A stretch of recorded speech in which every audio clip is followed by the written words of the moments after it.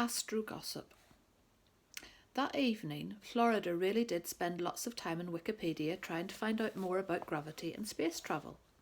She looked on all the right pages, but she's a brain that turns everything into daytime TV. So she accidentally invented a whole new field of knowledge, astro gossip. She'd say stuff like, Valentina Tereshkova, she was the first woman in space on Vostok 6, and guess what? She married another spaceman. Astronaut. Cosmonaut? And they had a space baby. How cute is that? A cosmonautette. I sort of preferred it when she was talking about Brittany's ghost dog. Gravity is not a trivial monster. In the middle of Infinity Park is this dome, the Infinity Dome. The outside is all mirrors so that when you walk towards it you see yourself walking towards you. The entrance is just a narrow door with the mirrors bending inwards. As you get closer you just melt into your own reflection, like entering a portal to another dimension or something. Inside it's completely cosmic.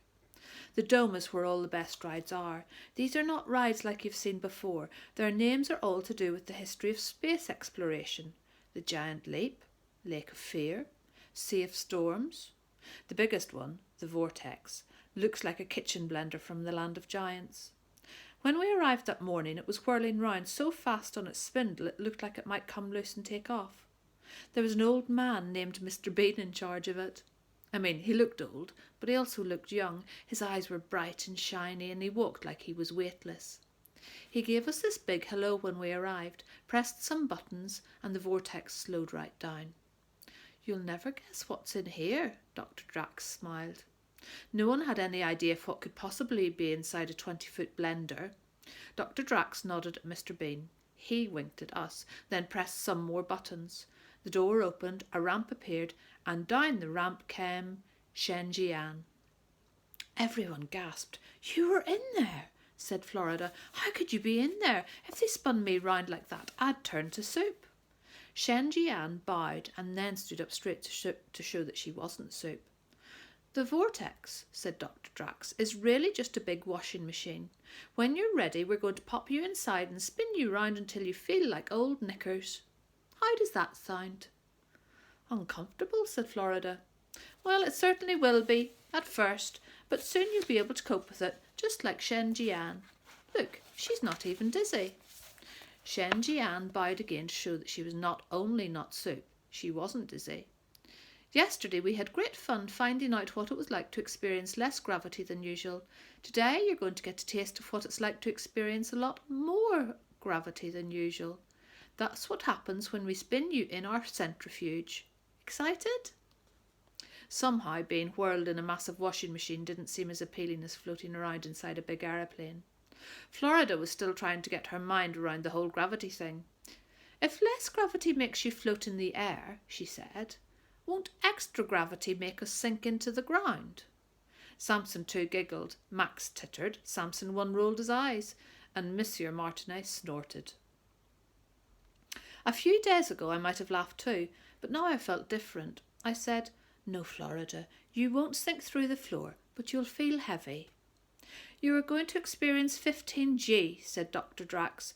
That's 15 times your normal gravity. That's more than 3 times as much gravity as you get on the Cosmic. I tried to imagine a version of the Cosmic that was 3 times as big as the one in Enchantment Land.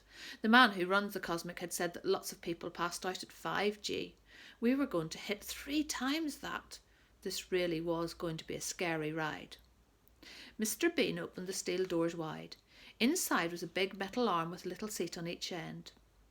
If Orgrimmar Doomhammer, or Orc Lord of Durator, had made a seesaw, that's what it would look like. So, said Dr. Drax, you'll weigh 15 times more than you usually do. Florida put her hand up and said, Are you saying we're going to put on weight? They all giggled again. Florida didn't react. She knew they were going to laugh at her, and she still asked the question, because she wanted to know. I said, You will put on weight, but you'll lose it again the moment you return to normal gravity. And then I said, Okay, princess? She beamed at me. Okay, Daddy. Dr. Drax went on, I know 15G sounds like absolutely heaps of gravity, but the body can take more than that. David Parley, the racing driver, once experienced 180G and lived to tell the tale. If he can do it, so can you. Samson said, that seems like a lot of gravity in a car. How did he do that? He drove straight into a brick wall with his throttle wide open. He was doing 107 miles an hour. Now then, who's first? Are you sure he survived? Oh, yes, he did. Or did he? I'm not sure. Anyway, rockets are much safer than cars. Samson too said, are you sure rockets are safer than cars? Of course they are, said Florida. They don't have brick walls in space, do they? Monsieur Martinet wanted Max to go in first because that's what winning is all about. But Max wouldn't budge, and when his dad tried to shove him in, he just kept shouting, no, I don't want to. Monsieur Martinet was hissing at him, you're embarrassing me. Eddie Xanadu tried to bribe Hassan to get in. Hassan wasn't moving either. His dad was snarling, you're making me look like a fool. Samson 1 tried to explain to Samson 2 that gravity was just a natural force and nothing to be afraid of. That wasn't working either. Even though his dad was growling, think of your reputation. I said to Florida, we should go on first. Show them what a good team we are. I'm not going in there. Did you ever go on the Cosmic? No, I was too short, remember. Pepsi Max? Queue was too long. Traumatizer? Too scary. Well, I've been on big rides, and this thing here, it's just a big ride. Do you want to know what the worst bit of a big ride is? Waiting. What?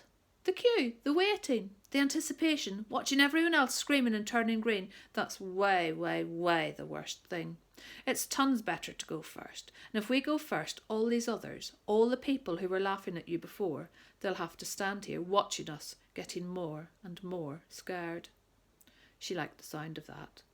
We strolled past Monsieur Martinet while he was poking Max in the chest, and Eddie Xanadu, who was waving a wad of money at Hassan, and Samson 1, who was drawing a diagram to prove to Samson 2 that gravity wasn't scary. We walked past all of them, right up to the machine. Florida Digby, Dr. Drax smiled, you certainly seem to have the right stuff to be a taikonaut.